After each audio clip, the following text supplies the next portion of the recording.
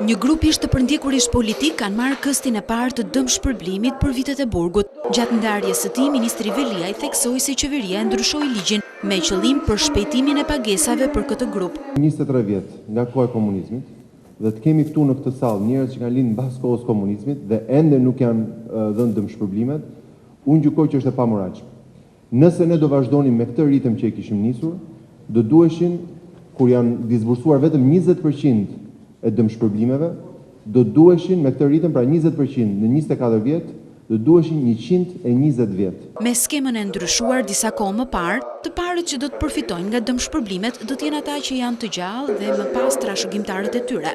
Veliaj premtoi edhe një herë se brenda këtij mandati do të jenë të dëmshpërblyer të gjithë ish të përndjekurit që jetojnë. Por ndërkohë që shpërndahej ky këst, një grup ish të përndjekurish kanë vazhduar protestat para parlamentit. Në përgjigje të kësaj proteste, Veliaj kërkon që çështja e tyre të mos politizohet.